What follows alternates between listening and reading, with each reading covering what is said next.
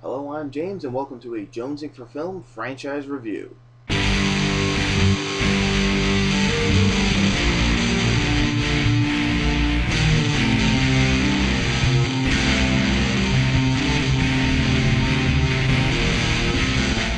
This week I will be reviewing the Chronicles of Narnia trilogy. So first up is The Lion, the Witch, and the Wardrobe from 2005. So the film takes place during World War II. For their protection, the Pevensey children, Peter, Susan, Edmund, and Lucy, are evacuated from their home and sent out to live in the country. One day, Lucy discovers a wardrobe that leads to Narnia, a magical world ruled by an evil witch. And according to a prophecy, the four children are the only hope Narnia has of defeating the witch, and they set out to fulfill that prophecy. Now, for the most part, I enjoyed this film. There's a lot I liked, but there's also stuff that I really could have done without. So let's start with the good.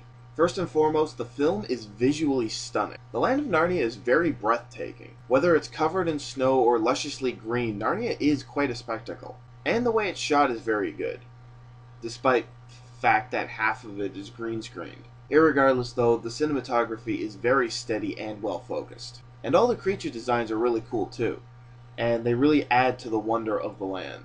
Also great is the climax of the film. Normally I say action, but really all the action is in the climax. And I have to admit, it's a very intense climax. It's no Battle for Middle-earth or anything, but it is intense and exciting to watch. And I think they chose well in regards to who played the White Witch. Tilda Swinton is very creepy. And then you put her in the witch's outfits, and we elevate her to the next level. I mean, I don't mean to be offensive or anything to her, but she is a very creepy woman. Now for what I didn't like about the film. My first issue is the four lead actors. Now to their credit, they did reasonably well for unknown child actors, but at most times it still really wasn't that great. Now part of that judgment could be the fact that for most of the film, I really didn't care for three of the four characters. Peter was extremely bossy, Susan at times acted like a know-it-all and then was quick to blame someone if something went wrong. And Edmund was a jerk, no other word for it. And all four were constantly bickering. Now I know the reason behind these traits is to show how they learn and they mature, and the reason for the bickering is because they're siblings, but did it really need to be that overplayed? I think the audience still could have got the idea if it was toned down a bit. And yes, I did like them more towards the end once they matured, but that was only like the last quarter of the film. My next gripe is I really didn't have a sense of dread. Everything always seemed to work out so well that when another scene meant to be intense started, I could tell that everything would be fine, which wound up sapping some of the intensity. Which leads to my last gripe. The story itself was a little bit too cliched. So overall, The Lion, the Witch, and the Wardrobe gets a good. If you're a fan of fantasy films, the overall look of the film and the climax are definitely worth checking out despite the flaws. Now on to 2008's Prince Caspian.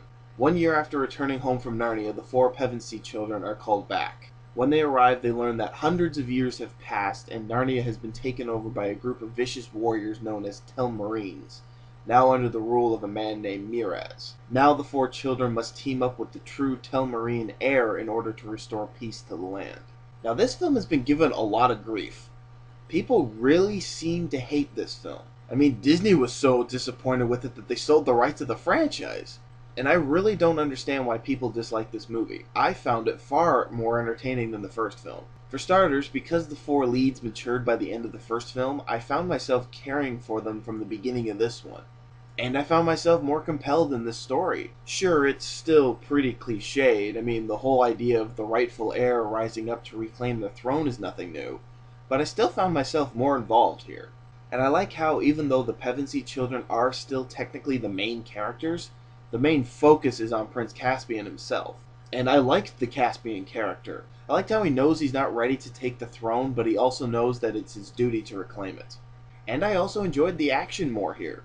The first film only had the climax, whereas here we get an entertaining action scene about halfway through, and then 20 minutes to half an hour later we get a pretty lengthy climax. However, the film isn't without fault. First off, while the acting has improved this time around, it still isn't that great. There are a couple off moments here and there. Another problem I have is towards the ending there's this very strange betrayal on the villain's side. It comes out of left field and there really isn't explanation to why it happens. And lastly, while I know Narnia is a magical place, I think near the end they got a little carried away with what they can do. I mean, throughout the film they were pretty subtle with the whole magic elements. You know, the talking animals, the mythical creatures, etc., like stuff like that. And it was like, yeah, it's a fantasy realm, but at the same time, it's kind of grounded in reality. But then at the end, they jump the shark a little bit and have the trees start walking around, and then the river forms this man made of water, and it lost some dignity, for lack of a better word. So overall, I give Prince Caspian an excellent. Despite the flaws, I still found it better than film 1, and I'm still unsure why it has such a bad rep. Finally, we have 2010's Voyage of the Dawn Treader. For 3 years, Narnia has been in peace. But when the 7 lords of Telmar flee, Edmund, Lucy, and their irritating cousin Eustace have been brought in to aid Caspian's search. They soon later find out that there's an evil in a green mist form that is threatening Narnia. Now, this was the only Narnia film I had not seen prior to this video. I don't know why, I just never got around to it. And I have to say I really enjoyed Dawn Treader, but at times it didn't feel like a Narnia movie. And I think a couple changes behind the scenes is the cause of that. As I mentioned earlier, the so-called disappointment of Prince Caspian led Disney to sell the rights over to Fox. So right there we have a new company at the helm. Then Andrew Adamson, the director of the first 2 films, decided he was done with the Narnia franchise and the torch was passed to Michael Apted. Luckily, the original cast members were brought back, but the feel of the Narnia film definitely feels different than the first 2. And speaking of the original cast members, their acting has improved dramatically. But I'm confused as to why Ben Barnes, the Caspian character, dropped his Spanish accent. It didn't wreck the character or anything, it's just a confusing choice. Why have Spanish in the one film and then decide to drop it in the next? Another thing I liked was the sense of adventure. The first 2 films really lacked the adventure aspect of their action-adventure genre label. And I think part of what added to the elevation of the adventure here was the fact that most of the movie takes place on a ship. I don't know what it is for me, but films on a ship really add to the adventure. It's always been that way for me. Something else that I enjoyed, which also surprised me, was how they handled the annoying cousin character. From the moment he comes on screen and opens his mouth, I thought to myself, I'm gonna hate this kid. And for a while, yeah, I did hate the kid. But they did 2 things with him once the movie really gets going. First thing is he doesn't have a lot of screen time. And the second thing is every time he returns to the screen, he seems less and less annoying. So by the end of the film, I actually kind of liked him. And the reason why this shocks me is in these types of films where you get an annoying character who's a pain to the leads, they really get over the top to the point where you just wish you could go into the screen and punch them up. So I'm really glad that they went for a more subtle approach here. My next like is the action. There's quite a bit here, and it's really entertaining. It's not as exhilarating as the previous film, but it doesn't mean that it didn't work. Another aspect I liked was one of the obstacles that they will face is their own inner darkness and desires.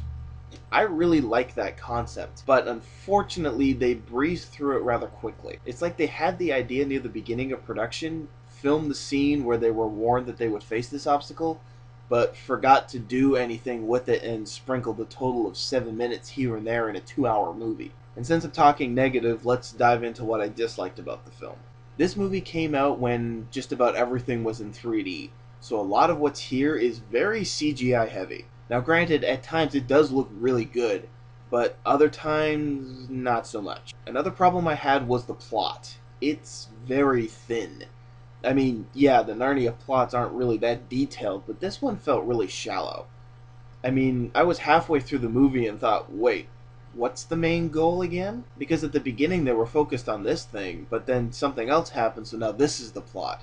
It doesn't really focus itself, and it doesn't really allow the audience to kind of catch up to what just happened. And because of this, the element of dread is kind of removed.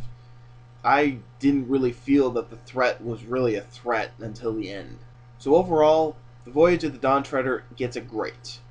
Definitely surpassed the first film, but to me, Prince Caspian is the strongest of the 3 films. So that is my take on the Narnia franchise. If you enjoyed it, don't forget to subscribe. Also, don't forget to visit me on Facebook and check out my blog. Thanks for watching, and I'll see you in my next review.